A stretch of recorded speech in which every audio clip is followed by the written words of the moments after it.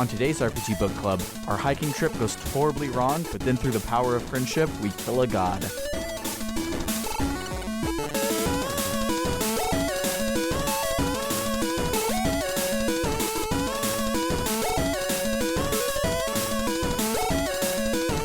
Welcome to the RPG Book Club, the podcast where we play a little chunk of a video game and talk about how it makes us feel. I am Elias Sailor Eli Warren. I am Sam Allman. I'm Michael Rodriguez. And I'm Michael Spiffle-Webben. And today we'll be playing Rogue Galaxy to the end of Chapter 3, The Star God's Altar. We get our story pop-up. Before we jump all the way in, how is everybody? I know that we've been low-key talking off air for like an hour now, but for everyone else, I'm great. How are you? I'm great.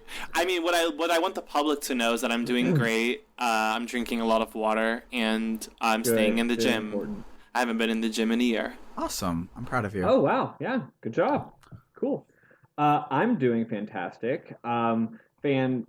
People who are on our Discord might know a few things, such as I got married on Saturday. What? Real nice. Congratulations! Wow! Congrats on your heteronormativity. You've reached like the pinnacle of the heteronormative standard in America. Next, you're gonna buy a house, own some land. I may be a straight, but I would never be a landowner. It actually is something that we talk about a lot. We're like, do we really want to do this? Like, it's so whatever. And the problem is, the problem with societal norms and traditions is that even if they're stupid and you know they're stupid, you still kind of want to do them anyway because that's the point of being alive 26 years in society. Totally. And having values ingrained into you. Having been indoctrinated with all this. I still want to get married, even though it's been something that's not been accessible by gay people for a long time. Right. So I kind of feel like I'm participating in a flawed system, especially when I technically legally I'm still considered female. At first, before gay marriage was fully legalized, I was like, do I have a right to marry my partner? Because my partner is another man, and I would basically be getting straight married, but under the guise of being gay married in the eyes of the law, right. And it just felt kind of weird. Yeah. And it's almost like the homophobia and the transphobia weirdly cancel out and allow you to still get married. Yeah, I know. It's I don't know if they cancel each other out as much as it's a product. I just meant legally. It was more legally. Am I betraying my gay brothers who are cisgender and can't get married by getting married myself? And I had at least one guy who is one cisgender gay guy tell me, no, you're fighting the system. Do it. Yeah. Mm-hmm. Or you're beating the system, is what he told me. Oh, well, that's good. I'm glad that you got that support. Anyway, that's enough about. Yeah, my wedding was awesome. It was great. Second thing is, second thing. Oh no! It's me brought it up talking about marriage, and I figured we should move on. I just didn't mean to hijack your story. No. Your thoughts were great. It's just that my wedding isn't that interesting. And the other thing is that I might have a job very soon. So people who are used to me bitching online constantly about not having a job, I might stop soon. That's great. All right, I'm done now. I'm well. I had the day off today because otherwise I would be working 8 days in a row. Because my weekend is changing drastically, and it's going to be Wednesday, Thursday in the future, and I'm not super excited about that. Yeah. But, such is life sometimes. Okay. We'll just have early morning podcast hangouts, which will then make the days better, so... Yeah. How early, when you say early, how early is early? Probably 10 a.m. for us, 8 a.m. for Spiff. Yeah. Pretty early. Okay, so that's a good time. That's like mimosa. Yeah. Okay, great. That's like a mimosa time. We could be like brunch pod. We could be like The View in the morning. Yes. But half of us are gay, half of us are not, and The View wouldn't like us, but yeah. it'd be about, like one of us could just be like, I could be like the consistent drunk with a mimosa. That I sign up for that. I would also like mimosas. Okay. So hopefully that's allowed. Instead of mimosas, I'll just have a big bowl of Oreo O's because that's me. Because I am 5. It's like his aesthetic. All right. So I was like, let's not jump in, and then we spent like 8.5 minutes talking about mimosas and weddings. So let's dial it back in a bit. Now let's go back inside. So since the game gives you good Star Wars crawls every time a cutscene happens, I think it would be cool to read those every time as our last time on, because that's what they're there for. And okay. I like it. Who's going to read it? I will, just because I have y'all and the Discord really seem to like my previously on voice or whatever. Yeah. So. I'm not really that good at doing that. I agree. Yeah, I can't do that voice. Lemon face, lion face. Lemon face, lion face. The starry-eyed Jaster, who'd always dreamed of breaking away from Rosa to travel through space, decides to follow the path of a space pirate. His transport is the Dorgenark, a top-class pirate cruiser. What kind of future awaits him amid this endless sea of stars? Still mistaken by his crewmates for the legendary bounty hunter Desert Claw, Jaster sets out on an adventure as vast and limitless as the depths of space itself. AKA hallways. Hallways. I want to say at this point of the story, I still, maybe it's the alcohol, but I still didn't know what I was doing. Even through it, I was like, okay, so well, you know what? I'm going to wait till we tell a little bit more of the story. So go ahead. Okay. So, just to spoil it a little, I think the game starts happening at the end of next episode, because that might be the case. You get to Coruscant, and the titles of the next two chapters, to spoil those, are The Great Escape and The Galaxy's Most Genius Hacker.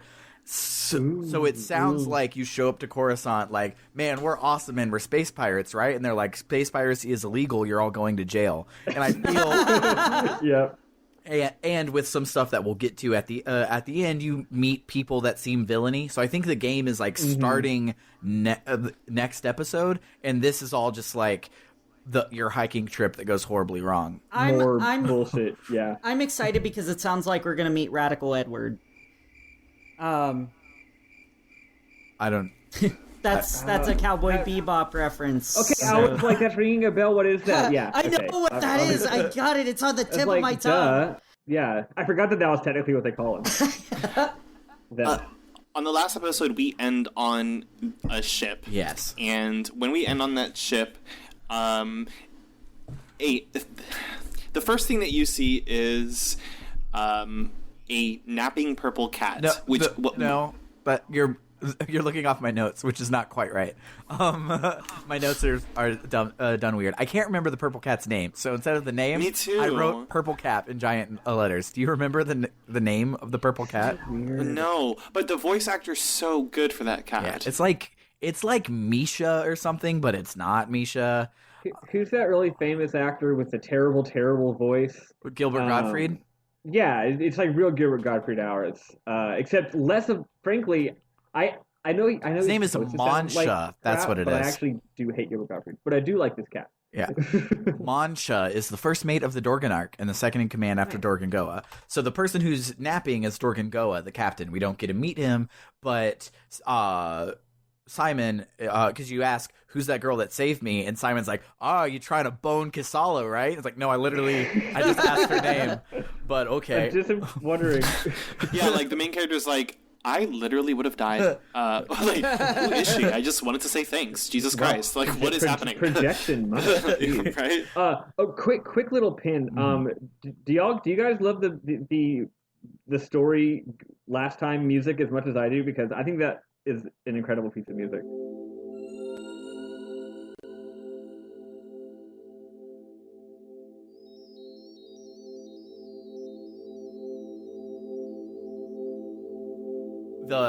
The like weird like patty thing. Yeah, I really like that one. It reminds me of a similar song in Mass Effect that is also an amazing piece of music. Speaking of music, the Dorgenark theme is so good.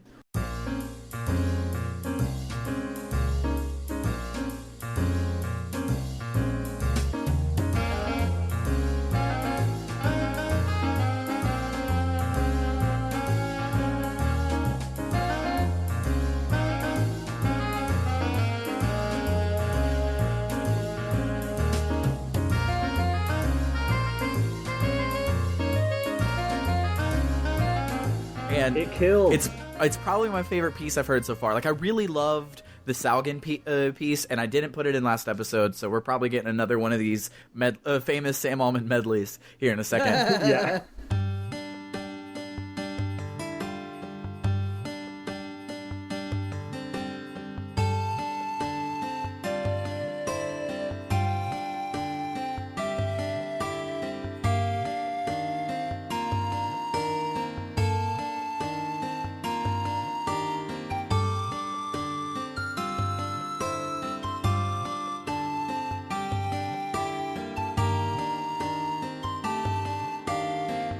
But the Salgan piece was like such a good first town piece, like probably one of my favorites in JRPG because like this game felt like at first it was going to have like cliche JRPG spacey music, and some of it is like I extremely hate the Jungle Planet music. At first I was like, this is good, and then I realized that like all instruments but one play the same 4 notes. Yeah. For the 10 hours I was on this planet. Ken and I spent a lot of time, during our Let's Play going do do do do do do do do do do. Yeah. Do do do do do.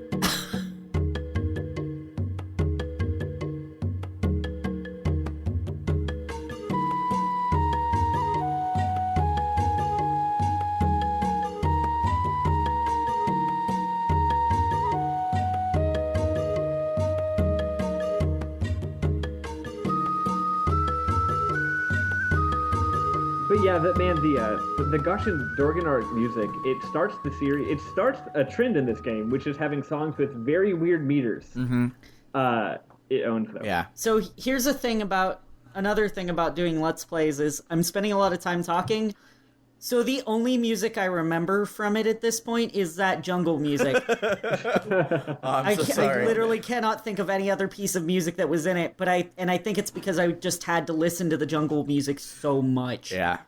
And like it would be, cause like the Salgan music I could see grating on you, but you had 1 chapter in Salgan. You have 2 chapters in the Jungle Planet, and it doesn't change the music for the second half. Like nope. The second half, like the clock is ticking, but nobody gives a shit. You still get the same little. The farther you get into this dungeon, this level, the better and better you get at fighting, and the less time the battles take. So you have the less break battle you get, music. the battle music, which is a break from the jungle music, eventually it's like 3 seconds of battle music, and it's like back to the forest. All right. Boy, I miss this 10-second loop. Oh yeah. So back on the Dorgenark, we've officially gotten 3 seconds into this playthrough. But and now my alarm is going off, telling me that we should record. Beautiful. Awesome. Even without story, we have plenty to talk about. So back on the Dorgenark, Simon's like, hey, you want to bone Kasala? And you're like, okay, she's Kasala. And he's like, but be careful, she's the captain's daughter. And it's like, this is a lot of information. I just asked her name. And and so then Zegram shows up, who for me is the voice of Wolverine, but I know that he's the voice of like Tom from Toonami and a lot of other like important voices. But for me, he's Wolverine because I played the crap out of X-Men Legends growing up. He's like the Oron of Final Fantasy X in this game. If you're gonna have a deep voice guy, you got this voice actor. Isn't this the same voice actor of Titus's father, of Jecht? You know what? It might be. I would look that up. I feel like it is. Never played Final Fantasy X. We have a lot to talk about. Yeah. Well, I found out it's on PS4 along with 10-2 for like $20, so I love that game, and every voice actor except for the 2 main characters is great. It's true. Including Jet. Yeah. But moving on. The Dorian Goa. Yeah. Let's have a podcast about everything except Rogue Galaxy, guys. Yep. Just for like a visual, we are on the second line of our notes. So Zegrin walks up, and he's the old guy in your JRPG party. Like, there's always an old guy, and Zegrim is the old guy. He walks up, and he's like, I only work by myself. I'm only here because it pays well, and I don't like you. And you're like, okay, I just want to go to space. Cool. Now, he's the old guy by JRPG standards. He's probably like 35. Yeah, he's like probably in my age group. Yeah. So anyway, you talk to Steve, who, if y'all recall, is C-3PO. Yeah. And you're like, what is our actual goal? And he's just like, I don't feel like telling you. Yeah. He's like, you should talk to Dorgengoa when he wakes up, or just go talk to Kasala on the front of the ship. And then he opens the door so you can go talk to Kasala on the front of the ship. Yes. And I'm like, I love these sorts of JRPG quests. I'm glad that this is the main way of telling stories that they have decided to do, where I just talk to a person and then they let me talk to another person. Yeah. It's so Instead engaging. of leading me around, telling me where I need to go and what I need to do. And which is nice because I was being sarcastic, by the way. Yeah. I hate these. I thought maybe you were, but I kind of do like it. Yeah, I don't mind them. It's just it feels very arbitrary when it's like it's just a conversation and not like a story reason to talk to Steve and a story reason to talk to Kasala. Yeah. It's just like all of the doors are locked. I'm going to unlock the one door that lets you do something else. The quest, the quests that you get in WoW that are like, go tell so-and-so this. You go talk to that NPC and they're like, okay, now go back and tell that person who told you to tell me the thing. And it's like that. Yeah.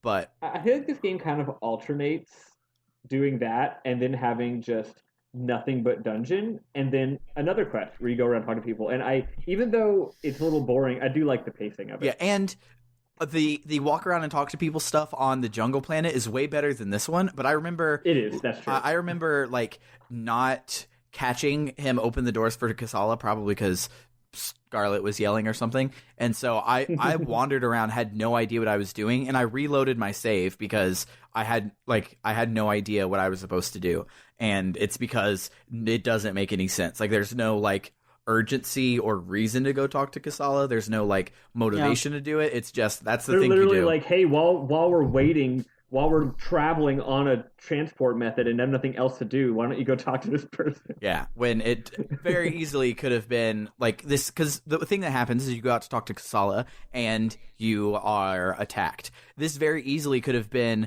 a scene where you go, instead of you walking on and you meet Zegrim just standing around a save point, you get shown to your bunk and you share a room with Zegrim, and y'all have a little like tiff there, and you try to go to sleep, and you wake up in the middle of the night and the ship is getting attacked, and you go outside and you fight the things, and then you have your small conversation with Kasala for the next 20 hours that you're sitting there just walking with her on this jungle planet. So, it's like it's like frustrating because it's super easy, and it's kind of like come on, like the cutscene where you're woken up in the middle of the night is also a JRPG trope. Like, it's not like I'm asking you to be original. I just which this game certainly has not been thus far. Yeah, which is like fun and fine. Like, when I'm doing it, I'm like, oh yeah, this is the time where like I get to destroy the religion of an undeveloped planet. Like, this is Star Ocean 1, 2, 3, 4, and also 5. It's 3 Dragon Quest, 1 Final Fantasy. Yeah, Final Fantasy 14, Final Fantasy 10. Yeah. Oh, I would play 14. Yeah. 2 Final Fantasies then. but yeah. So I also want to say, go ahead. Sorry, just about Kasala real quick. Not liking her so much because so far her personality seems to be, I'm the girl.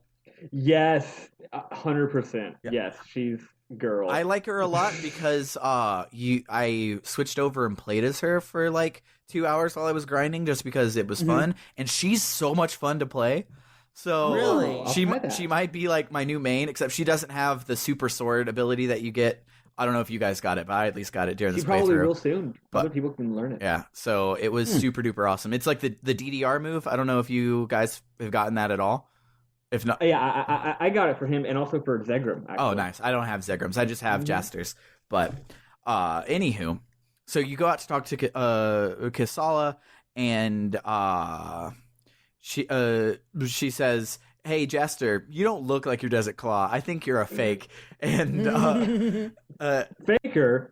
I think you're the faker around here. yeah. Is what I thought. And so you look out at the nebula together, and she's like, "The stars really call me." And Jasper's like, "You like space too? Oh my god, I love space." Space. Space. And then Also, the Kasala hits on you. Like the first thing she says to you is like, Yeah. "You have beautiful eyes." Yeah. which like I get, like he has like weird colored eyes, and it'll probably come up like, "Oh, there's a secret race of people that have cheek hair and silver eyes or whatever," and you're gonna be like, I'll "Oh." make a note that you called that if it becomes relevant later. Yeah. You're the one who called it. And so, because Yeah. like the fact that he had that wasn't a tattoo and he had it when he was a baby, I'm like, okay, cool. He's like a genome from Final Fantasy IX or some shit. Like I've had it out for him since that original cutscene. But her calling attention to it, I feel, is something similar to that. But you look up to see a shooting star, except it's space manta rays and they're attacking the ship. And you fight them and you win. And if you don't win, you game over. So hopefully you all won. And I'm just like, no, I game over and it told me to stop playing, so I did. I thought that was the end of the game. Just That's like it. so. Avant-garde. So in Disgaea, if you die in a boss fight in any single one of the episodes, it's a running thing in the series that you get a different ending to the game. Where like, oh well, he actually died. I guess he wasn't the chosen one, and Whoa. you do stuff like that. And so like technically, the only way to get all of the endings is to die each episode. And I can do that. I would love for somebody to be like, oh, you like I thought I was supposed to win on this boss, but I died and it rolled the credits, so I guess I beat Disgaea. It was such a short game. Like I was barely level 4, but okay. All right. But so when you beat the manta rays, the damage to the ship is super extensive. It's also super expensive, but Yeah, that comes up later. the ship goes down and lands on the jungle planet Juraika. When everyone comes to, Steve is like, "Oh, the ship can be repaired, but the engine will take a while." And Simon's like, "Because we're out of booster oil." And everyone's like, "Oh no, what will we do? We're in the middle of nowhere." And Zegram's like, "The oil's made from a fruit on this planet. Didn't you guys know? This is super convenient." Yeah, this is the most convenient place we could have crash landed. And it's not like the literal robot would have known that or anything. Yeah, and it's not like he could have like accessed the internet and like Google Maps where to buy fire fruit. I'm pretty sure Ken and I made that joke, which is unfortunately lost to the ages of time because the footage is gone forever. Yeah, it was pretty disappointing. Zegram reminds me of just a more vocal, sassy male Lulu from Final Fantasy X. You know what? Yeah, that is really the dynamic. That's what he is for me. Totally. Boy, I need to play Final Fantasy X. Yeah, me too. So speaking of games that are like really popular and we probably won't do on the thing, me and Matt from the Discord are doing like a sub RPG book club, not like recording episodes or whatever, but like we're both playing the same game, so we're just being like, okay, if you make it to the end of this chapter, just stop and then we'll talk about it just in DMs or whatever. So Eli, me and you should get the HD remaster of X and X2 and we'll just talk about it for like a couple minutes each episode or something. I already own it, so I'll join in. That'll be cool. Just as like a I love that game. a side note at Like the end of each episode. minisodes, yeah. Anywho,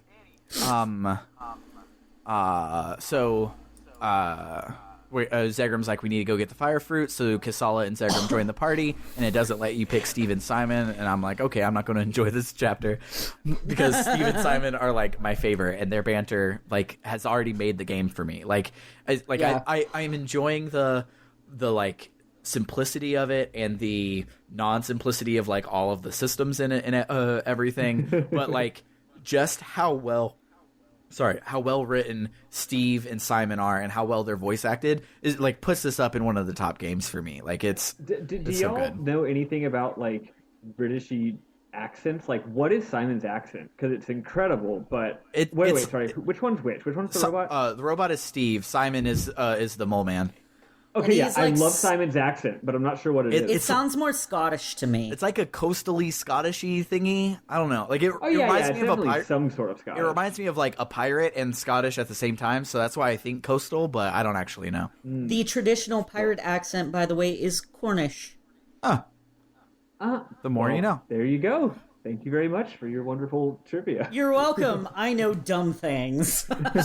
So then our 6-hour slog through this music starts, and we get to enjoy this jungle.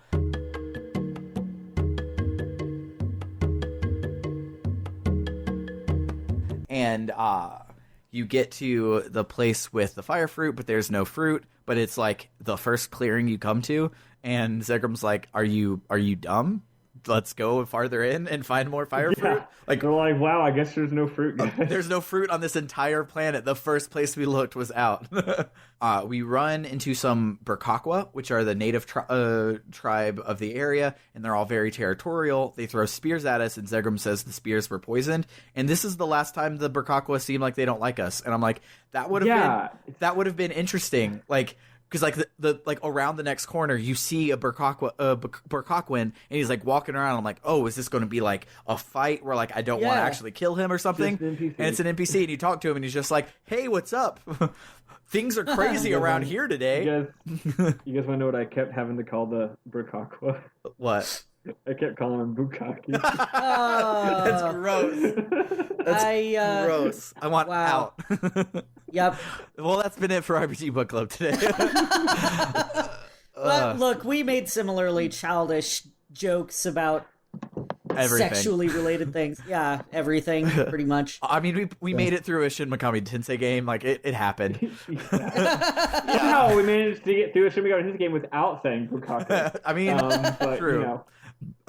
So Jaster's like, oh, these people that just attacked us, we should be their friends, and then we can steal their stuff, because that's what you do for friends, and maybe we can get their fire fruit. He actually says, like, trade for it and stuff, but whatever. He basically is like, let's go exploit them for their resources. So, like proper colonists. Space colonialism. Yeah. Mm-hmm. So it doesn't stop being a thing. So it lets you explore the jungle, and I did the number one thing I always do in games when it gives you a waypoint and branching paths. I take the opposite one from the waypoint. Yep. And I love, and I'm bringing this up because this is some of the level of like cute but dumb writing that this game has. So I explored the wrong direction. I found this giant tiki head blocking my path, and Zergum's like, wow, no human could lift this. And Kasala's like, then we just need to find someone who's superhuman. Ha ha ha. So funny. So we make it to find this house, and this weird looking, like, looks like a gnome from World of Warcraft guy comes out and says like, oh, it's been a while since I've seen someone, and he's like, I'm such a tech guru, and everyone in my tribe is a dumbass. I'm going to fix this planet so it's not until it's better than Zerard, which is the planet we were calling Coruscant earlier because it's Coruscant. And so then he gives us some gloves, gives us a power glove. It's so bad. And he's like, this will give you superhuman strength. And I'm like, all right, okay. That's cute. He's like, we need to find someone with superhuman strength. And then it's like, these gloves will give you superhuman strength. And I'm like, okay, well, now I know where to go. Thank you, video game. Yeah. He tells us to avoid the houses along the river. There is no river and no houses, so that was weird. So I was looking for those. Yeah. I have no River, idea but where no they were houses. at. I'm so glad I'm not the only one who was like, well, there's nothing. yeah. So unless he's talking about like Sherio down the line and stuff, like I could see that if he's like, man, I don't like those other tech guys, even though we should. I do think they all hate each other. He's like, even though like it would make sense for them to join together and make like, a little techno state off in the corner of the jungle, but whatever. Like they can just be hermits and hate each other. It's fine. But So you go back to this statue, and I'm like, all right, power glove, let's lift it. But instead, you press a button, and it opens. And I'm like, why did you need a glove to press a button? Like, it was a stone button, very difficult to press. Sure. Didn't, yeah, it had been... They specifically talked about no one can lift that, and you don't even like lift like a lever. Like, it is a button in front of your face, and you press a button and it opens. It hasn't been lubricated in a very, very long time, so maybe they just didn't notice the button was there earlier. And so Kasala and Zegrum are just like, we gotta go find the glove, and Jester's like, but the button, guys, the button. So they get there and like, all right, now we can lift it. He's like, or the button. Done. Yeah. So you follow the trail to the village, and you see a huge crater. And at first I was like, oh shit, like, did us crashing kill all the Burkokwins? Like, is this where things happen? No, it was a different crater.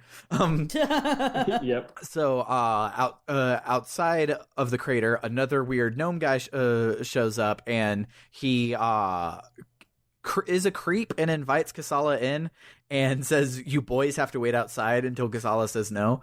And it was really gross. But did y'all see the really cute little animation that happens there? I don't think so. It's like not in the foreground. So it's like the camera angle shows this new guy walking, and he says that, right? He's like, you boys aren't allowed, y'all leave. Kasala just kind of looks to Jaster and kind of shakes her head in a way that's like, don't do what he said. Just like you don't have to do that. She seems like she was really and that's what happens. And y'all don't leave. Yeah. So she just kind of looks at you like, don't leave. That's so great. Yeah, I think she even puts her hand on Jaster, like, please don't go. Yeah. It's so good. Like, it's really I love the animation in this game so far. Like, they're really good. Like, this game is like so beautiful, and its combat is so fun, and the systems are so deep. I don't care that we're on an undeveloped planet to kill their god, like I've been in every fucking game ever. Like, I'm fine with that, because like it's so beautiful and fun to do these tropey ass things, and it's a time-honored video game tradition to go to undeveloped worlds and kill their gods. I mean, these people have not heard of the Prime Directive, and I really wish that they had, frankly. Yeah. Though all of the underdeveloped people have heard of other planets and spaceships and stuff. So I'm like, okay, it's strange. I don't understand the rules of this universe much, but I don't care, because it was already steampunk Star Wars, and the rules weren't going to make sense to me anyways.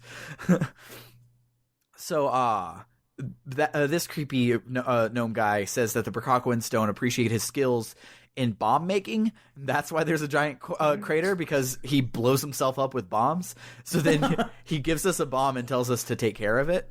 And so he tells us to go to the village elder and tell him that the planet needs to progress. So on the trail, we use the bomb to blow up a boulder. And I then realized that, like, oh, I feel the main, like, dungeoneering of this game will be find a thing you can't do, get the key for it, but the key will be a different sort of item, and then move your way on, which is fine. I'm just like, I grew up playing a lot of Zelda games, and there are some Zelda games that are like that, and then others that are way better at dungeoneering or whatever. And so I'm spoiled on good dungeons, I guess. Here's the thing about the whole lock key thing. It's not an inherently bad excuse. Like, you gotta have some excuse to make the player go around and do shit. And the whole lock and key thing is serviceable. The problem is that can't be the only thing that you're doing. That is not that is a framework to hang a level on, not actual level design. Yeah, the 3 times you hit a dead end in this game, you see a cutscene where someone's like, "Oh, we need to do something else," and then you walk and you find the key that lets you come back and continue from where you left off. So I'm holding out that, like, it'll be better later, but so far it's serviceable. But like I said, it's so much fun and so pretty. I don't care that it's just serviceable. Like, it's more about the combat than it is the dungeoneering. Yeah, which is really cool, and I feel like I'll go heavy into the combat pretty soon, because I've done a lot of it, because so far I have 100% of this game. I don't know if I'm going to keep to it, because they just unlocked Digimon, which actually is the next thing we're talking about. So this is good timing. So on the trail, you use the bomb and you blow up a boulder and you run into some Digimon-looking motherfucker, and he's like... He literally looks like Ty? Is that his name? Ty? He straight up looks like Ty. You mean you mean like we were just walking down a forest and then the Pokemon trainer jumps out of the bush. And he's like, I like shorts, and they're comfy and easy to wear. It was very jarring. He's so colorful and so I saw anime. this. I was like, what is happening right now? Like, I thought this was an RPG, but anyway. Yeah, so he comes out and is like, I want you to collect Pokemon, but I call them Insectrons. And it's like, he talks about like there's a tournament and you have to have 6 of them on your team. And the whole thing is like, oh, this is going to be Pokemon. And then he gives you a trap, and then he gives you another thing where you train them, and like it's the Digimon farm is what it is. It's in every Digimon game where you store all of your Digimon off on a farm and they level up. Like that's how you level up your Insectrons. And I'm like, oh, this is a literal, like the reason this kid came out looking like a Digimon trainer is because he's a Digimon trainer. They just literally put Digimon into this game. They really did. What I want is for the bugs to turn into tiny little robots, because them being called Insectatrons really sounds like they're from Transformers. Yeah. I want there now to be like a tiny bug-sized Transformers series. Well, with what we've seen so far, all of the animals are robots, so... That's true! Maybe. I just think that someone on the development team knew that Sam was going to be playing this game one day. They're like, Sam waited 12 years for this game. Let's patch this in. They're like, bring back all of the copies of the game. We have to put this in. So you finally get to the village, but they won't let you in. And they're like, you can't come in, and you can't go to the spring, especially not today. So your waypoint updates for the spring. So, which of course I'd already been there, and there was nothing happening there. And I was like, I guess there's something important later. Yeah. The one thing that happens there, because I skipped earlier when I fought my first mimic, but the important thing that happens at the spring when you go there, if you go there early, there are 2 treasure chests on these little islands in the middle of the spring, and you go to one and it gives you some bullshit. It's some helpful item. I don't remember what it is, but the other one is a mimic, and the mimics are my favorite thing about this section. Spoilers for the end when we talk about our favorite things. But my favorite thing about it is you start off and they're really hard. And oh my god, they're so hard. I used like 145 heal potions. Like also, just as a side note, your money should be going to like potions and like resurrects. There are no healer. It's not. Yeah, there's no healer characters in this entire game. Like it's not nice. Like Kisala is the JRPG girl, but she's a rogue. Is her like underlying class. So so like there are no healers. Jaster's rogue. LOL. Okay. We're in a galaxy of rogues, you guys. It's like everyone's a rogue. That's why it's the Rogue Galaxy. Like a Mario Galaxy level. Yeah. So so you want to pour all of your money into healing items, though not. Like, don't max out on healing items, because the most annoying thing happens at the end of a fight if you get an item that you're maxed on, where suddenly none of your controller works, and you're like, what's happening? And then it goes to the pause menu, and then it selects the items menu, and then it goes to the end of the items menu and shows that you have too many potions, and is like, you have to do something or you can't leave the screen. And it's like... it's like a 10-second ordeal where you should have, because I died on my first mimic. I went to my closest shop and I bought 50 potions, and then for the next like 20 minutes I had to do this after like every fight that gives you a potion. So like keep around like 30 to 40 of your healing items. Don't max them out to 50. But good advice. So the mimics being my favorite is because they started off so hard and they end so easy, because you just you level up so much on this thing, because it's the level's long, but it's a lot of like traveling long and not a lot of like dungeoneering or cutscenes or stuff. So like we're skipping over like we probably skipped over like 2 hours of stuff already, because it's just walking from place to place. But like while you're doing that, you're getting stronger and stronger. And so like I used to like when I started, I was like really annoyed and scared to like hit any chest. But then by the end, I was just like, I don't even care if this is a mimic. I want I want this hunter coin or whatever. And I would the mimic would show up, and it would be like 3 combos, and he'd be down, and it made me feel really awesome. You know what I like about the hunter coins? I haven't even gotten to the point in the game where you use them yet, but I already am obsessed with collecting them. Absolutely. I'm like, I need them. I don't even know what they're for yet, but I need them so much. And every time I get one, I feel so pleased with myself. Yeah, so the main way that you get the hunter coins is from challenges, which is a random battle comes up, and instead of saying warning, it says challenge, and then gives you rules. And most of them are like, beat it in 20 seconds, or like beat it without taking damage, or use a special move, or whatever, like normal sort of things. But then some of them are like, beat it within 45 seconds and only use Jaster. I was like, I can't control my party right now. Like, how do you even remove people from your party? Can you even do that? So you can actually control the party. There's an additional menu, and I can't remember exactly how to get to it, but it's like the Persona Tactics menu.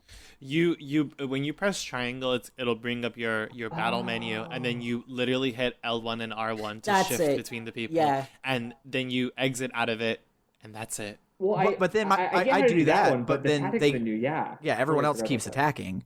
So, but like if there's a tactics menu, I guess you go in and tell them to not do anything. Do I have to undo that in my next battle when I get curb stomped, or does it automatically change? I have no idea. I haven't tried it yet. Let's all try it next time. I just saw that it was a thing by accident at one point. Okay. I was like, oh, neat. That's cool. But like, because no one's a healer and no one really has support spells, and everyone asks you what spell they want to use when it happens, I don't really care about what tactic they use at all, because like it'll pop up and it'll be like, I forgot it was a thing. Should I use a buff or an attack spell? And I'm like, well, someone's dying, so use a buff. Or like, oh well. I feel like I don't have enough time to think about it. Yeah, I just like, someone's yelling something, I'm gonna hit that one. Stop yelling. So so you do these challenges and you get hunter coins, and I always am just like, fuck yeah, I got that hunter coin, and I don't fucking know what they do. Yeah. They exist. I actually did accidentally. I was just reading Wikipedia for this game just idly while we were waiting to start, and I did see what they do, and I won't spoil it, but I think it's really cool, actually. Oh, that's awesome. I'm glad. So get those hunter coins. So when we get to the spring for the real time, when we're not fighting mimics, we see these 2 girls, and the older one is fixing the younger one's hair, and you find out that they're sisters. The older one is named Lilica, the younger one is named Miri. You find out their names like 40 minutes from now, but I'm not going to keep calling them the older one and the younger one. So Miri is like, am I going to go and be with the Star God? And Lilica's like, yeah. And the younger one's like, does that mean I won't be able to see you anymore? And Lilica. Their names are too similar. Like, first point of like naming badness, besides Steve and Simon, but like because they are like related, it like makes sense. They're a duo. So Steve and Simon is okay to get them mixed up, but Lilica and Kasala are not, and their names are really close. But so Lilica then asks, then just stays quiet, and is when she asks if she can't see her anymore, and it's really sad. I was immediately like, as soon as the girl was like, am I going to go see the Star God? I was like, she's getting sacrificed. Yeah. I'm like, oh boy, I see where this is going. She's about to die. It wasn't really masked. No. Not at all. There were no twists in this. Well, there was actually a little bit of like really cool writing at one point later, but for the most part, it was just like, we're telegraphing this. Does everyone see it coming? And we're like, okay, yeah, cool, got it. Now, I did think she was going to be sacrificed now. The fact that she wasn't sacrificed now, and the fact that the boss that attacked in a second is actually unexpected, that was surprising to me. Yeah. I was like, she's being sacrificed. Why do we even care if she's going to get eaten by this frog?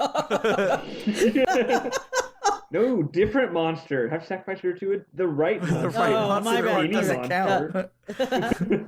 So Zegger makes a dirty joke. I don't remember what it was, but he's like, hey, Jaster, which of those 2 is your type? Oh, and I'm yeah. like, one that's not 10. fucking 12. Jesus. Yeah, that's what it was. And Kasala rightfully slaps him. Kasala says that we should ask them for help, and Zegerum is about to get really racist when Lilica overhears and attacks us. He's saying something along the lines of like, oh, but these dirty ass Juraikans won't know anything to fucking help us. Yeah, they're a bunch of idiot savages or something like that. Zagrim is a bit of a problematic character. Yeah. I don't know if you guys noticed. Yeah, but, I don't like him almost any bit at all. Yeah.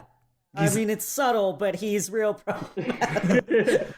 Yeah. So Lilica comes and attacks, but Kasala talks to her and gets her to stand down and asks if we have fire fruit. And Lilica's like, wait, what? And then a vine shoots out, like a Bulbasaur vine whip shoots out and attacks a little girl, but Kasala jumps in action and saves her. But then the vines attack Kasala, and out comes a literal Bulbasaur called the Mudwamper.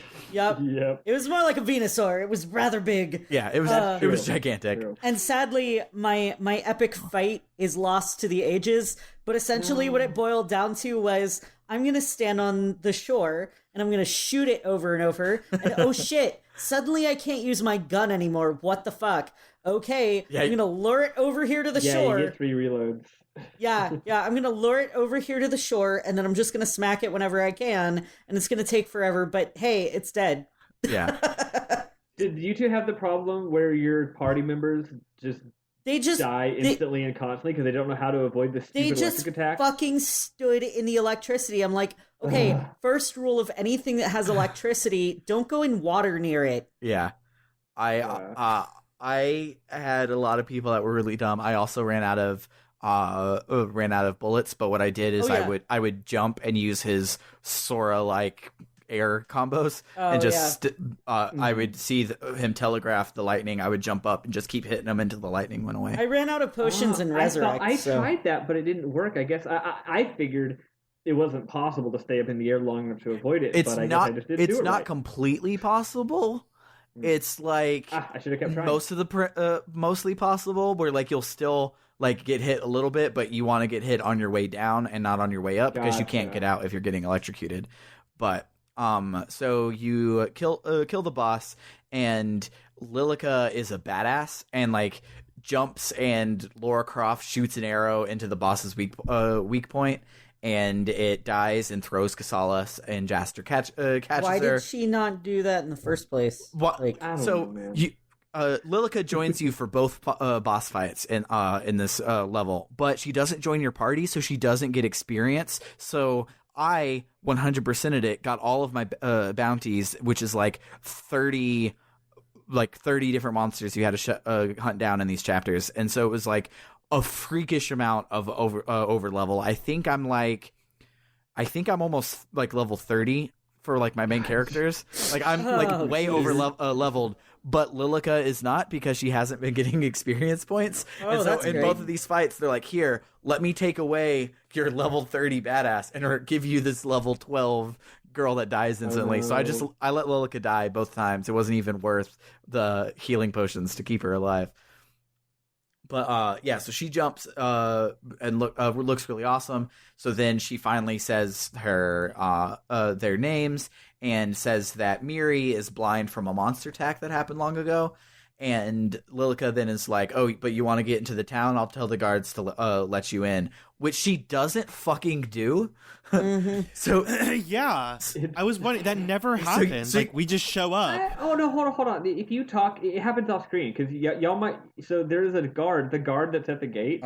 You can optionally talk to that NPC, and the guard says, "Hey, she said to let you in."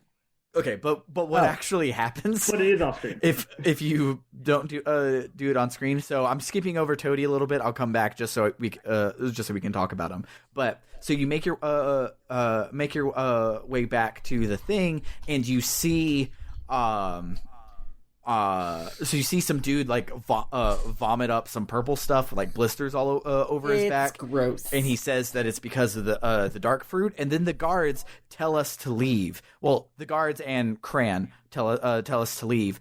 But then you can walk in. You don't have to talk to, like, if Cran would have been like, you guys leave, and then the guard was like, oh no, Lilica vouched for you, that would be something. But instead they're like, you guys leave, and then it's like, welcome to chapter 3, walk on in, guys. And it was dumb. But yeah, I think there's just like I think it's like maybe Lilico told like one guard to let you in, and he forgot to like send out a memo or something. to the guard. I don't know. It just was so weird that we're like, okay, we have a way in, and you get there, and they're like, no, fuck you, leave, but you don't. This is like the whole party so far. Twice now, someone has been like, y'all aren't allowed to be here, and then Kasala looks back and is like, don't listen, just go in. It's fine. It's fine. So I skipped over Toady, who is this talking purple toad who stops to talk to us, and he says that orange goop fell from the sky and changed all the animals into beasts. It's and freaking Danny DeVito in toad form, by the way. Kind of, yeah. Oh my! Oh, it is. Yes, I knew the reason why I liked him so much. And so he says that his buddy went crazy and got huge, aka the Mudwomper we just killed. And you're like, oh, I'm sorry. And he's like, nah, it's whatever.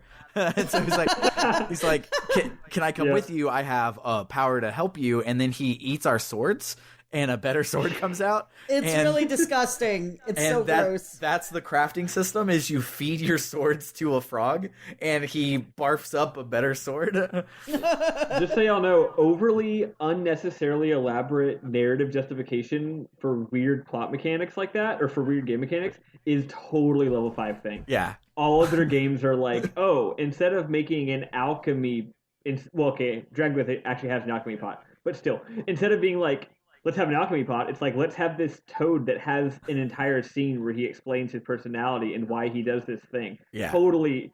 It's a thing that they do, and it's so weird and so funny, and I like it. And this is twice that they did it, where like Digimon Kid comes up and is like, hey, don't you want to catch some Digimon? Instead of like an NPC on the ship. Could have just been like, oh, hey, Insectron is a thing, kind of like Tetramaster and Final Fantasy or whatever. It's like, there's a thing, everybody knows about it, but it's not this huge like cutscene that stops you on your adventure to talk about this side quest thing.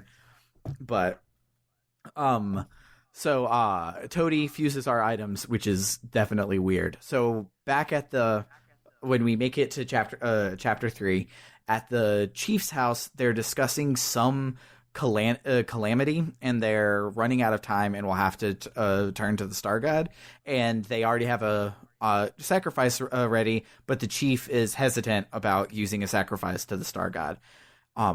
They mention the dark fruit again, which is obviously the calamity that we're talking about, and they say that it's increasing.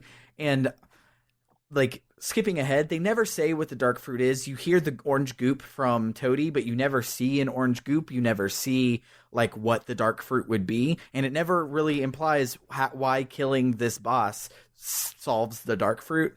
I don't know. I don't get it at all. Really? I think that there's an explanation that is not well explained, and once we get to the boss, I'll tell you what I think. Okay.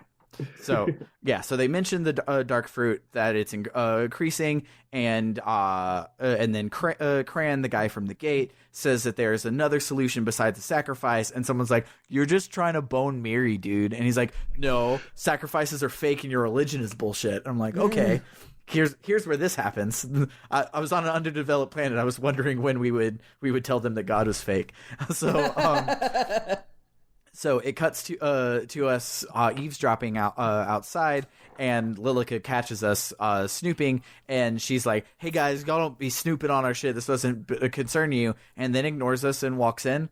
And like that's a recurring thing where it's like, you guys don't need to be here, but the fact that you're here is not enough to make me actually kick you out. Yeah, they're not gonna call the cops or anything. So she brings Miri in, says that her purification is complete, which I guess is what they call braiding hair on her planet, and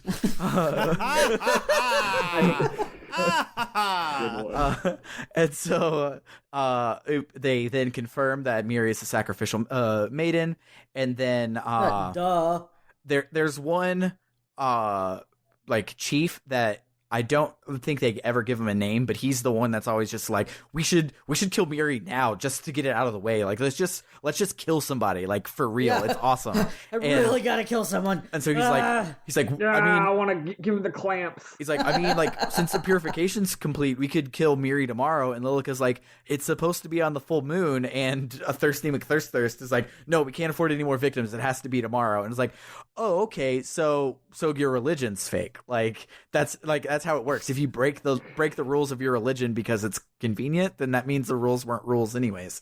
Anywho, this isn't Religion Cast. This is Rogue Galaxy Cast. So McThirster says, let's just lock Miri in the Maiden Shrine until tomorrow. So Cran sees us outside. It's like, I thought I told you to stay outside. And Lilica's like, oh no, they're with me. And Cran's like, well, you can't be inviting these people in here. You don't care about your job. You don't care about anything because you put up your own sister as a sacrifice, and you also caused Miri's blindness. And he's like, you're such a bad leader of our Brakaquan warriors. And she's just like, cool, whatever. And she just like takes the beating because she was more like, you're right. Yeah. Like, I'm a trash can. Yeah, yeah, sure. She takes the beating like bad because she blames herself bad, as we're about to see. Yeah. So you get a flashback. The flashbacks are all in gray, of like black and white in this game, which I think is weird, but whatever. So you see Lilica, Miri, and their mom, and they're being attacked by some huge monster that you can't really see. Lilica tried to fight it, but she got her ass beat, and then the monster turns to Miri and blinds her and kills their mom. And Lilica says that's the day when the light went out of Miri's eyes, and Cran says, and she says she feels really bad about it. So Cran is like, then why are you trying to kill her tomorrow? And Lilica's like, well, I'm a warrior. I have to protect the village. That's my main thing. Cran is like, well, that's stupid. You alien people, you're stupid too. Don't do anything stupid. Everything's stupid. I'm gonna run off and be mad. Yeah, it's like every single time Karan like runs off, he's like, you stay right here and don't do anything. And then he's like, I'm gonna go talk to someone else. And it's like, it's pretty episodic. Yeah. It's kind of seeing him go through this. It's really Cran funny. is very one note, and then at the end he has like a change of heart, but it's not a change of heart because that was the first thing he said. The first thing he said was like, no, I really care about Miri and like I have a heart. And then he's like, man, I hate everybody. And then at the end he's like, psych, I had a heart. And we're like, we know it, you said so, but whatever. Yeah. I guess that's character development, but close enough. Thankfully he's a side character and not nearly as cool as Lilica is. So Kasala asks Lilica what's up with the whole sacrifice thing, and Lilica says that the dark fruit is increasing and killing anyone who touches it, so they need the star god's power to stop it. And Zegrum's like, oh great, we gotta go kill a god or whatever. I'm mad that I'm stuck on this planet for a while. And I wrote in my notes at that point, I was like, I don't like this ugly motherfucker. No. So hot take, Zegrum's bad actually. Yeah. Wow. Yeah. Guess what? So overnight, I guess we're staying in the inn or something. Kasala asks if we want to go see Miri, so we head to the Maiden Shrine, and Kranze are trying to talk Miri out of it. And Maiden Shrine, by the way, is another word for cage. Yeah. Yeah, it's just a straight up wooden cage with bars. Just a fucking cage. Like, it's not locked, but it's a cage. Yeah, it's like we didn't have to like do any gameplay to like get a lock or get the key or anything. Like the door like opens automatically, but it's still a cage. So she just stays in there on good faith. But she probably thinks she's in a nice room because she's blind. She's blind. She can't see it. That's true. That's true. Right. They're just like, oh, you see these bars? They're like opulent carvings of like our ancient gods, and she's like, really? It feels like a cage. That's so terrible. Dumb blind kid doesn't know it's a fucking cage. But like Thirsty McThirstthirst would definitely be that sort of guy to do it. Yeah. So Miri's like, no, it's fine as long as I get to help everybody. And Cran's like, it's fake. It's not going to help anybody. All it's going to help is you're going to die. Fake news. So Miri says that she has to go through with it for Lilica's sake, and Kasala comes in and is like, are you sure that you're sure? And Miri's like, yeah, I'm just worried that Lilica won't be able to make herself breakfast or use the right medicines when she's hurt. And then that was like the saddest part. Like, it hurt me. Sweet. It's so sweet. It was so heartbreaking. I was like, oh, that's like real love. Yeah. And so she starts crying, and Kasala just holds her. And in the morning, you see a lot of naked man torso. I like how they hold her and they're like, oh, but you're still gonna die a little Yeah, bit. Kasala's not like, sorry. Kasala's not like, okay, we'll take you away from here because we have a spaceship. She's just like, oh, Right. go back in your cage. Oh, sorry, I can't interfere with this. My bad. Yeah, prime directive and everything, Yeah, just it's really just space law. I have to abide by it. Okay, I can't interfere. I'm sorry. So what she's literally doing is in the opening scene of Kung Pao, Enter the Fist, when the baby falls out of the thing and rolls down the mountain for like a whole mountain and then stops in the middle of the road, and the lady picks it up and is like, "Aw," and then lets it continue rolling down the mountain. That's what Kasala just did. Yeah. Boy, that's a No, that's exactly what just that happened movie, here. damn. Yeah, it's like it doesn't and hold up, but you should watch it anyways. Ken loves that movie. It is like in his top favorite movie. It's not good. Like the words, it's so good, almost came out of my mouth. It's not, but it's amazing. No, it's bad. It's real bad, but it's bad in a really funny way. It's so good. So it's like Sam's catchphrase at this point. No, it's funny because Kasala's white and she was like really being as like left-handedly empathetic as she could be to an indigenous girl. Yeah. It makes a lot of sense. That's very true. It makes a lot of sense that the white woman's looking at the indigenous girl through the cage, going like, "Oh, She's on one of those sorry. like 2 I wish I week could do long something mission about trips to Africa Yeah. and taking lots of selfies. yeah, yeah." yeah. It's pretty much that. So it was like really funny. She to me. held Miri to be the selfie she takes. Like, look how much good I'm doing in Africa. Yeah. All right, Bye, kid, bitch. now back in your cage. Yeah. Kid, I'm in a cage. Oh God! Yeah. I thought these were carvings. They told Sorry, me it it's, was sacred it's- carvings. It's space law. So the next morning, they're marching Miri to her death, and everybody's half naked because they're savages. Of course, they're half naked. Yeah. But I wrote in my notes that like, wow, there's a lot of naked torsos on the screen right now. It's like everybody shows up and nobody wore a shirt. So It's not stereotypical at all. and it's not like Yeah. and it's not like that's their indigenous culture, because Cran is fully clothed and the chief is fully clothed. It's just Yeah. like a big chunk of people don't wear Well, clothes. and it's all dudes with beer guts. Yeah. Yeah, this whole thing is a weird amalgamation of like stereotypes about like African tribes, but also stereotypes about like North American indigenous tribes, and it's just the whole thing's just not. It's a bit of a mishmash. It's not great. Yeah. Yeah. I mean, it's funny because so she's getting taken to be sacrificed, and the older sister, I forgot what's her name. Lilica. Again. No, Lilica. Lilica's like, "Don't come after us," and that's exactly what we do. Yep. Even and the doesn't stop you. even Zergram's like, it's not our place to butt in. I'm like, yeah, but now I have a waypoint, so I guess I have to. The game says I have to go this way. This means what this means. Game Yeah. mechanics trump your decisions and your feelings and ideals. So we find another weirdo outcast guy who demands that we give him a present before we're let in. This is because you don't have to meet him right here. I just did because I explored. And so if you try to go in, you might meet him. If you might meet him, he demands a present, so you find to do something else. So you come across a downed spaceship, which Zegram says is a Zerardian cruiser that says Datron on the side, but Datron ships are supposed to be high quality and they never crash.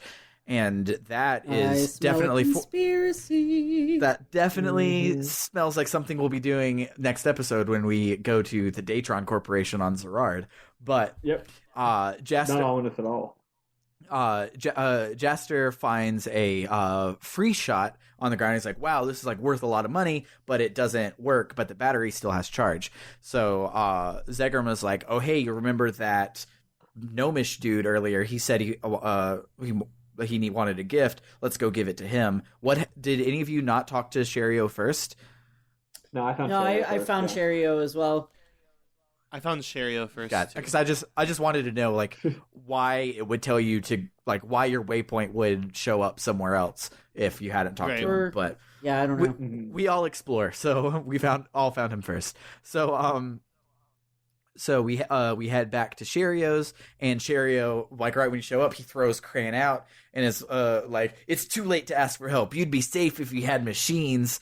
And so then Cran leaves butthurt, and Sherio sees our free shot, and he's like, ooh, I want to fix it. So the Jaster, who's a normie, is like he's like, what's like free shot, like does it like make things cold or whatever? And Zegram's like, well, Goodwoods could even freeze a waterfall. If there's a waterfall in our way, we probably could climb it. Oh no, you know what, Ken and I did find the waterfall first. I let's played this. I should have watched my own let's play before recording this. Yeah, we did find the waterfall first. I'm like, all right, we gotta go back. And like we got lost for a while, I think. Yeah. Yeah, for me, I was like, oh, I guess there's going to be a waterfall. Yeah. That's how I was too. Like, I think I'd gotten to the waterfall, but like didn't realize that there was a path on the other side of the waterfall. I just was like, oh, this is a cool set piece or whatever. But so your waypoint then updates to go to the waterfall, and Sherio's fixes it and says, you better use this shot for good and not for evil. So you head over to the waterfall and you freeze it, and then you use the motherfucking monography shot to climb the waterfall, and you didn't fucking need to freeze it at all. I didn't. The fucking platforms that your monography shot makes are floating like 4 feet away from the waterfall. The waterfall was not involved in this part at all. It was the dumbest key for this dumbest lock that you ended up not even needing. Well, it said something about like having spiked boots or something to climb up. Like you don't have the right footwear, and I didn't know to use monography shot because I was like, they wouldn't do that. You know, you just froze the waterfall. You're supposed to fucking climb it. And so I go off and I spent a whole bunch of time trying to find something that would let me climb it. I tried using the boots that frickin' that Kasala had. Yeah. Because they have spikes on them, yeah. Right. So I was like, well, these will work, but those are Kasala's boots. And I finally had to look up a walkthrough, and it was like, use a monography shot. I'm like, that is not intuitive. Not at all. No, it's not. Yeah. So... Like I somehow didn't like have to look it up or anything. I was just like, what? Like I still can't climb it after freezing it. It didn't freeze into like conveniently stair-shaped waterfalls or anything. And then it was like, oh, you need a foothold. And I'm like, is this going to be the fucking monography shot? Like I was like hoping it wouldn't work and there would be something else I would have to do. But no, the monography shot works. Yeah, and you climb in front of the waterfall that, like, I guess you didn't want to get wet, and that's the reason why you needed to freeze it. I don't know. It was so dumb. I was so mad. I raged in the Discord when I got to that part. Well, I'm glad I was like not the only one that thought I was like unnecessarily if you estimate the game halfway, which you shouldn't have to, but you know if you're going to, because I always like to like not giving the game credit, just like I might as well for a thought experiment. You could be like, oh, the monography shot has to be shot on a solid surface, right? And the fact that it's like a foot. Okay. The fact that it's like 2 feet away is just video game graphics, but it's like, oh, these steps are sort of attached to the frozen waterfall. It's still super goofy, though. I was justifying it like it has to be on like a solid surface in order for it to exist. Particular waterfall though is broken up by big chunks of rock that you could have used a monography shot on the rock. Yeah, good point. Totally could have done that. Yeah. So either way, you get to the top of the waterfall, and Jaster says, "Guess you're right about freeze all along." At the top of the waterfall, Zegram leaves, and you're like, okay, well, like I wanted you to like hang out with us, and he like you don't even like notice him leave. You just like turn around to like talk to him at one point, and he's not following you anymore, and you're like, okay, I guess Zegram's gone. Whatever, and then you see him on the cell phone talking to someone, and he's like, yeah, no problem. I just got held up on Juraika. These Dorgan Goa dorks will get us to our goal soon enough. And I'm like, oh, Goas. Yeah, well, his very first line is actually even more blatantly ominous. The very first thing he says on the cell phone, it's something like, those fools have no idea, or something like that. It's like super like laying it all out there. Like, oh, okay. He looked at the happening. camera and went, "I'm evil." He basically did, yeah. He's going to be evil until like the end of chapter 6, where he decides to save us, and then we're going to have a rivalry until the end of the game, and then a heartfelt moment in which he says that like we were actually friends, or like I've come so far, like he's proud of me, or something like that. I actually care about you now. Yeah, that's how it happens. Power of friendship. I'm calling it now. That's what the old guy does in every JRPG. So you get up to the well, if you're like me, you then get to the save point and you save and then go grind for 6 hours. But or you go check on your cage to see if it caught a bug. Yeah, well, one of those things. This is the point of no return for this chapter. So you get up to the shrine and you see that, sure enough, Miri's still being sacrificed. We try and talk Lilica out of it, but then the Star God shows up, and Lilica recognizes it as the beast that killed their mom. And plot twist. And it doesn't look like a Star God as much as she recognizes its voice after having already seen it. Yeah, it doesn't look so much like a Star God as a spider with a really fucked up face. So it's cool as hell. So what it actually is those the ads that it summons. It's a big writhing ball of those ads. That's why like your sword doesn't do anything, because it's just gross. Like it's just like worms, and they just like scatter when you try to hit it. I've recently just rewatched all of Reboot, the 1994 computer generated show. Oh man, I loved Reboot. Reboot's so good. All of it's on this website I just found out existed. It's a legal website, not one of those dark ones. It's called Tubi TV. It has like all of the like Canadian produced cartoons that were on Fox Kids when we were kids. It has like all of them. Like it has like that's awesome. Wow. Like Sherlock Holmes in the 22nd century, like all of those things. Like those are on there, and it's awesome. But I was rewatching Reboot, and in season 2, there's an episode called Nullzilla, where the Nulls, which are these tiny little worm things, like all join together to make this giant thing, and that's literally what the Star God is a giant Nullzilla from Reboot. Oh yeah, and it lined up perfectly because like I had just watched that episode, and then I played this part, and I'm like, oh my god. But by the way, Reboot holds up so well. Like season 1 is a little rough, but it has the D&D episode, so therefore it's automatically the best season. But like the second half of season 2 to the end of season 4 is just like the best fucking kids TV that's ever been made. But I digress. So Lilica decides to kill it instead of letting Miri die. So you get into a fight with it, and you realize that your sword doesn't do any damage. So you can do a couple of things. The I think intended way, because this feels intended, is to shoot it with a freeze shot, and then it can't do anything, and you just whack it with your sword while it's frozen, because it says something if you try to hit it, it's like, it's squishy body, you can't find purchase. And I was like, well, what if it's not squishy anymore? And you shoot it with the freeze shot, and you whack it forever, and it goes to die. But thankfully that part is super there's obvious. Other things you can do? So somebody in the Discord, I thought it was Eli, but if Eli used the free shot as well, then it might have been Matt. It was not me. It was either Matt or JRPGT, who they said that they just stood on the edge and shot it with their regular gun until it died. And I was like, I guess the regular gun damages it. I was like, I didn't remember it damaging it, but apparently it did. I thought I tried that and it didn't work. I thought so too, but he said he didn't use the free shot and it eventually went down. So, I mean, whatever. Right. Maybe he didn't just use any gun, because remember, one of the guns you can get has like a fire elemental on it. Yeah, that might be it. Maybe that was it. Yeah. Huh. But yeah, so you take the thing that's like annoying about this, and when I was telling people who were like, oh, I need to catch up, I was like, it's fine, just run away from the mobs and get to the bosses, because the bosses are trivially easy, because when you use the free shot on this boss, it no longer moves, it no longer deals damage, and it just lets you whack on it for like a minute, and it stays frozen for exactly as long as it takes the free shot to reload. So the moment it starts like blinking that it's about to start moving again, your free shot comes up, and you can just shoot it one more time, and then you hit it. For me, it took way longer to reload. I had to like run around for like 15 seconds. It was like almost exact for me. It wasn't like maybe higher level reload faster. I don't know, but it was super duper easy, and I was like, okay, that's pretty great. Yeah, but it might be even because I you... struggled with the fight. I don't know why. I was like, the ads overran me, and I had trouble like tab targeting to it. Yeah,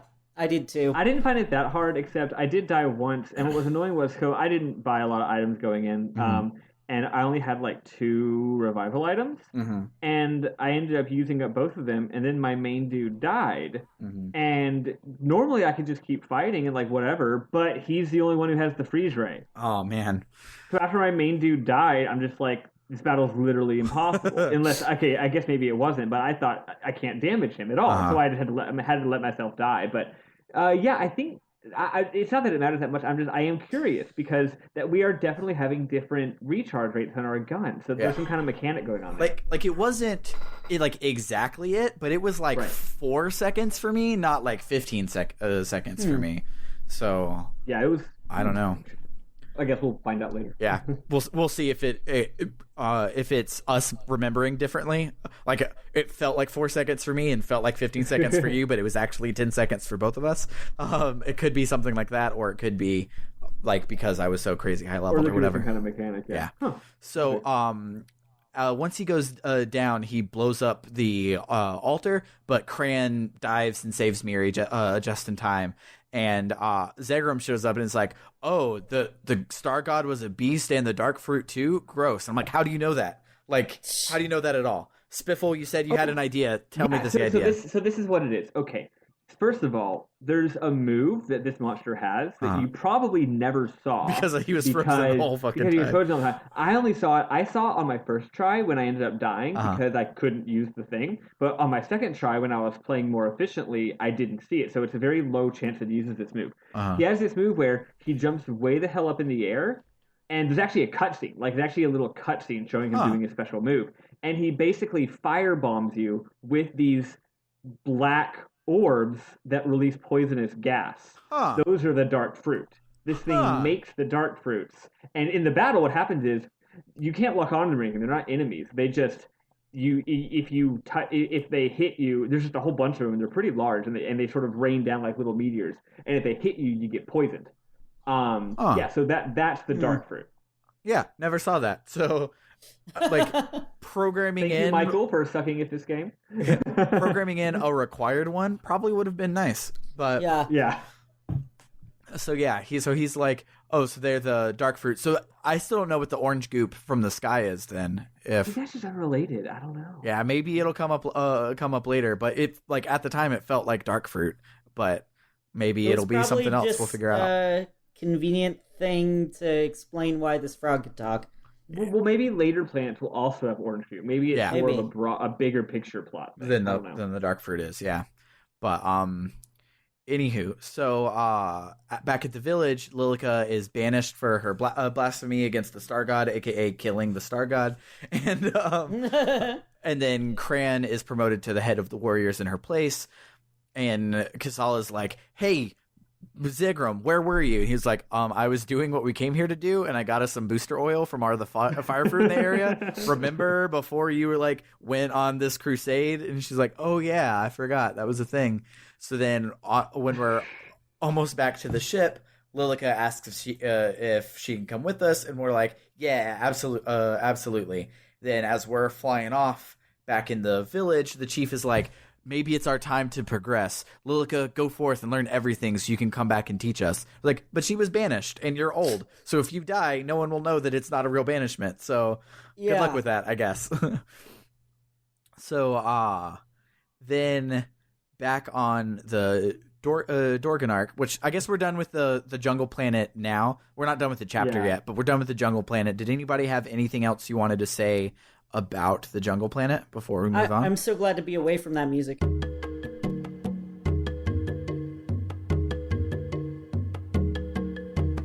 Yeah, I have one little thing. I know we keep joking about the whole Prime Directive or whatever, but like honestly, the cavalierness with which the main character Jaster is just like, yeah, screw their beliefs. We're gonna go and say the person because. Well, no, it's not even Jaster. It's what's her name? Kasala. She keeps being like, we have to do something. We have to do something. And like, it rubbed me the wrong way, because it's not that you can't tell a story about that kind of thing. Like, yes, the interplay of like different cultures having different religious beliefs and what is a crime against humanity and what is not, being culturally relative. Yeah, that's an interesting topic, but it didn't seem like the game was just like so uncritically being like, yeah, we're gonna go stop the bad thing. Like, we're doing this trope. Like, tropes are okay, but it was doing the trope without any, like, completely uncritically. It was looking at it as a black and white matter. Yeah, and it's odd. It's just, I don't know, the whole thing was, as a, like, obviously you were like, yeah, sacrificing people is bad, but it's just like they don't even have a single conversation. You know what I mean? Like, even if two characters had argued for a second about whether or not it's morally okay, that would have made it so much better. Yeah. But yeah, so it's just funny. It's funny we keep referencing Final Fantasy X, because speaking of a game that deals with religion and culture in an extremely nuanced manner. So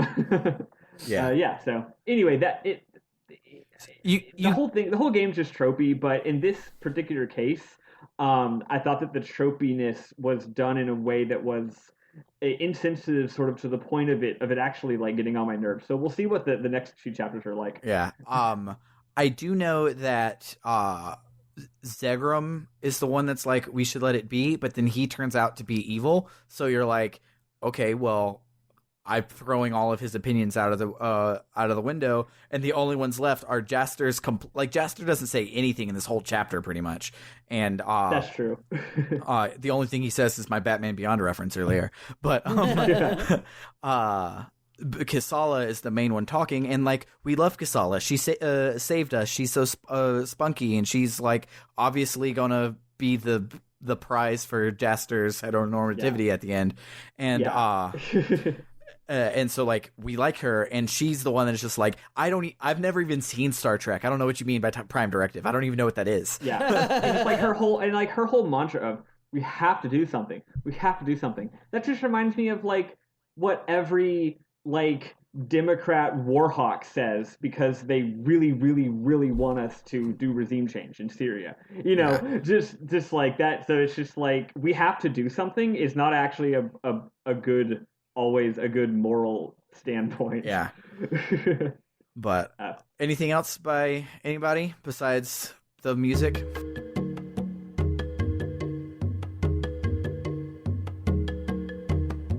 Because we can bring it up one more time. The town music was really nice. I did like the town music a lot.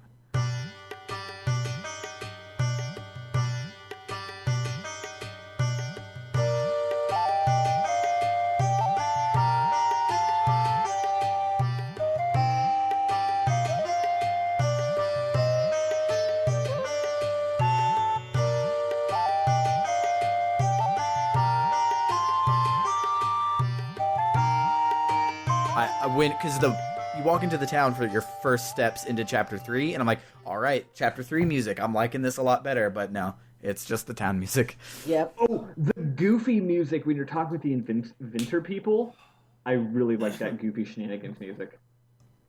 When you're talking to the outcasts. The outcast guys? I don't remember that one, but I'll drop it in here to remind myself. It's just like goofy, like Yasunori Mitsuda-esque goofy music. It's great. Yeah.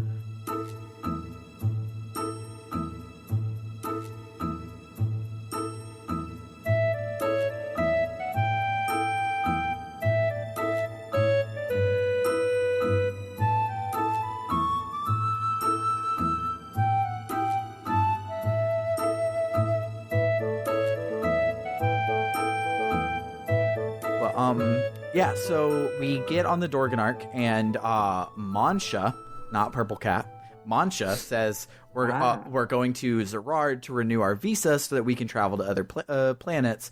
Ours has been expired for a while, so that's why they had to hide in the desert back in Chapter 1 instead of at the spaceport. So we take off and head to Zerard. Because that's what pirates love doing, right? Is renewing their visa, the laws. Right?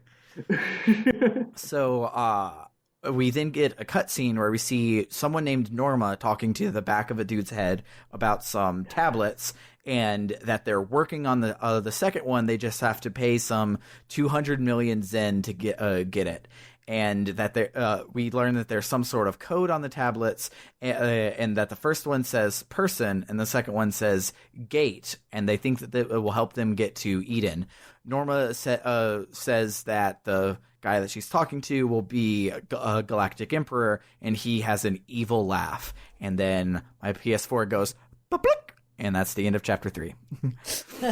Maniacal laugh. Maniacal laugh. So, since we already talked about everyone's like favorite parts, it's usually what I ask right here. I don't think I did last week because everyone's favorite part was the fact that it was a tutorial. But oh yeah, my favorite. So instead of favorite parts, let's place some bets on what happens in this game based off our first glimpse at our obvious main villain and what we've had so far, and the fact that we know we've already played this game before in different pieces throughout the history of the Star Ocean franchise.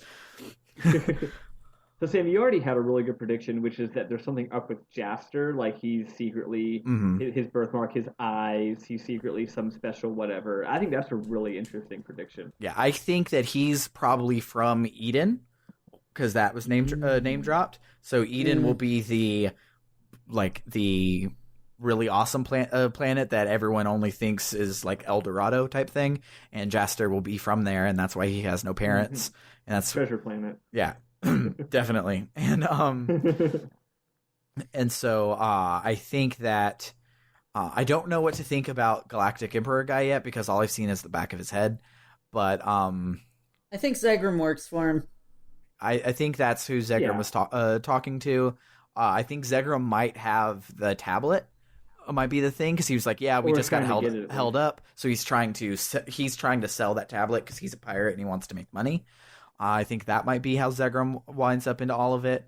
I do know, and that's just because the next chapter is called "The Great Escape." That we're going to show up to renew our visa, and bad things are going to happen, and we're going to get thrown in prison.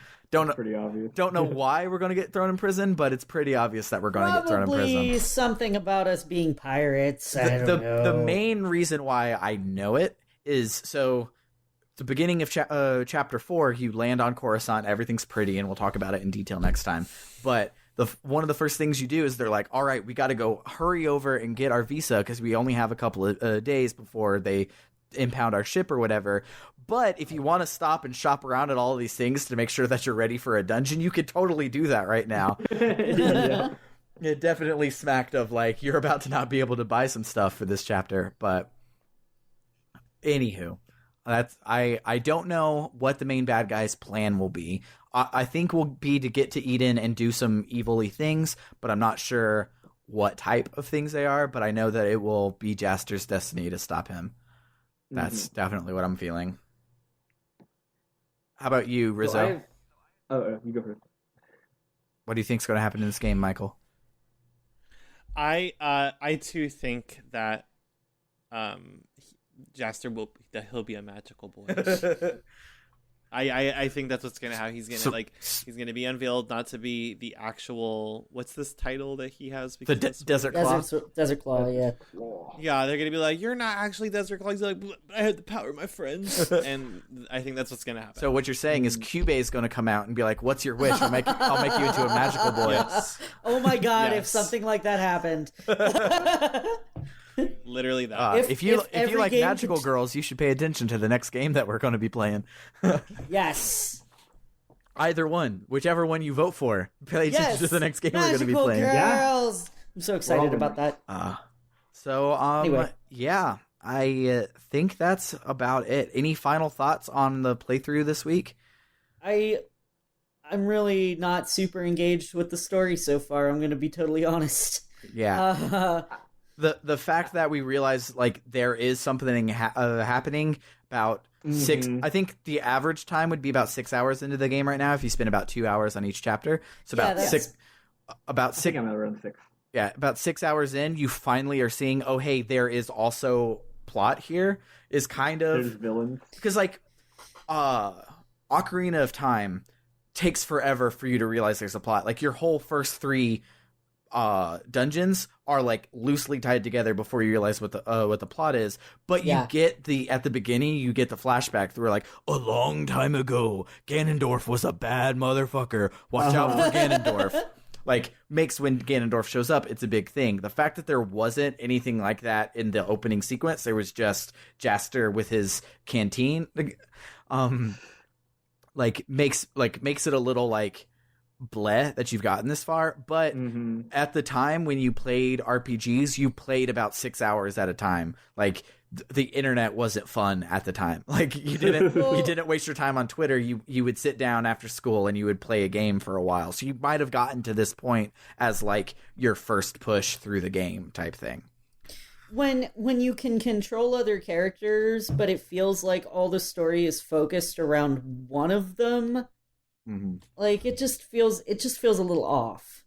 I want more information about Kisala and about Zagrum and that sort of thing. I mean, it helps that we got this information about Lilica, but it still feels like it's Jaster's story. Yeah. The game is doing this thing that a lot of games do, especially art that is in more niche genres does this a lot. I feel like, which is it just assumes that you care. Yeah. Like it just assumes that I am a 13-year-old kid who loves JRPGs with all of my heart, and this is one. Therefore, I'm invested. And it's like it just feels like there's all this stuff where it's like you're acting under the assumption that I already care, but you haven't made me care, and it's weird. I will say that everybody that I talked to that we were playing this game that had heard of this game, which is not a lot. It only sold 1 million copies, remember? But all of the people said that, oh my god, that game's amazing. I'm so glad you're playing it. And I don't know how much of that is this was an RPG on the PS2 and therefore all of them were good, because that's like the people in my age group, like that was the time when like I remember distinctly really loving the Samurai Jack video game for the PS2, and like it's a Cartoon Network TV show tie-in video game. I doubt it's actually good, but like, so I'm like, I don't know how much of it is that, or how much of it is like this plot that's about to take off in these next couple episodes is not tropey, and they just use tropes to get you to a place where you would be ready to do this. Like, not sure. Or the game just continues to get even more and more and more just absurdly fun to play. Yeah, which could. Like, so far, it's so much fun to play. Like, the reason I'm 100%ing it is not because I'm a completionist, because I typically am not in a video game, but, like, I really just love fighting dudes in this game. Like, it's so simple, it's so mindless, but it's fun, and I don't mind it at all. So, hopefully, that trend continues, and so far, the boss fights have not disappointed. Like, the Mud Womper was a little just like hit it and don't die, but like the freezing the other one and the monography shot and stuff, like the boss fights are fun. They look really cool. The bosses look cool. The random ads are fun. All of the people and like animations and stuff are all really nice. So I'm excited to see where it goes. Like, I feel it could like be one of the, because like I'm listening to Square Roots' playthrough of Persona 3. And a lot of them are talking about how like boring and the story is tropey and doesn't make any sense and is sort of by the numbers. It was like up for like the first 4 episodes, and like I think back and I remember, oh yeah, it was very just like here's a guy with a bad haircut. I bet he's evil, Zegrum. And Zegrum has Ikutsuki's haircut. Like it. Yeah, he does. We knew it, but it's the evil haircut. So like it was super tropey, and then the ending is nothing like anything in any other game ever. And so I wonder if we're experiencing that right now, where we're barely we're not even a full fourth through the game yet. There's 13 chapters. We've only done 3. We're not even that far into it. So maybe the late game stuff is super awesome. Like, I feel that might be happening to us because I see it happening to Square Roots in the when I'm catching up with theirs. So also, we've been on nothing but backwater ass planets. We're on Coruscant now. We're gonna get actual world building, presumably. And not like singular planet building. We're gonna get like universe, galaxy building. So I'm excited to see where it goes. Yeah, me too. All right. All right, Eli. Give us the name of the next chapters again for hype. Oh, yeah. So the next chapter is called The Great Escape, and the galaxy after is called The Galaxy's Most Genius Hacker. And I think that will be the shark guy from the cover. That's what I feel. The shark-faced guy, I think, will be the hacker. He looks hackery to me. You know what? You're right. That's totally it. Yeah. So, yeah. Play us out, Eli. All right, that about does it for the week. If you like what you hear and you want to help us cover hosting costs and game costs, you can find us on Patreon at patreon.com/rpgbookclub. We also have merch. Woo! We have shirts. I remembered to put this in the notes this time. We've had merch since like episode 6 of Persona 3, and I got my shirt in at the end of the month. Yeah, it's been a while. Yeah. We have shirts, we have beach towels, phone cases, and other dumb things with our logo on it. Yeah. So yeah, definitely check that out. That URL can be found at bit.ly/RPG merch. I guess that's pronounced bit.ly. Yeah. But, because its actual URL was super long, but it lets me use a custom URL for it. The Discord doesn't let me make a bit.ly for it. You have to go through Discord to get your custom URL. So that's why our silly. Discord is just in the bottom. Doesn't have a fancy URL. It's just easier to link it in other places. Yeah. So yeah, speaking of which, if you want to talk to us, we have Twitter at RPG Book Club, an email at rpgbookclub@gmail.com. That's new, isn't it? No, we've had it, like, I had to make it to sign up for Twitter and everything. I just remember to put it at the bottom. Yeah. Okay, cool. Yeah. And our favorite, which is Discord, and there is a link in the description of this podcast. So join us next week when we'll play through Chapter 4, The Great Escape, and Chapter 5, The Galaxy's Most Genius Hacker. For RPG Book Club, I have been Elias, Sailor Eli Warren, and check out my Let's Plays on YouTube, because we are Let's Playing Rogue Galaxy, and at some point we'll record more Earthbound. It's just been kind of crazy lately with my schedule changing. Yeah. Which, I don't know if it will affect the day they come out, but we will start recording on Wednesdays instead of Mondays. But I also will not work Wednesdays, so I probably will still be able to edit it as soon as we get off, and it'll still go up Wednesdays. But there is a chance that the episodes will start coming out on Thursdays or something. But yeah. So yes, I'm Sailor Eli on YouTube. Check me out. And I am Sam Allman right here on this podcast. Michael. Oh, sorry about that. I'm Michael Rodriguez. And I am Michael Spiffle Webben. All right. Toodaloo. Toodaloo. Bye. Bye.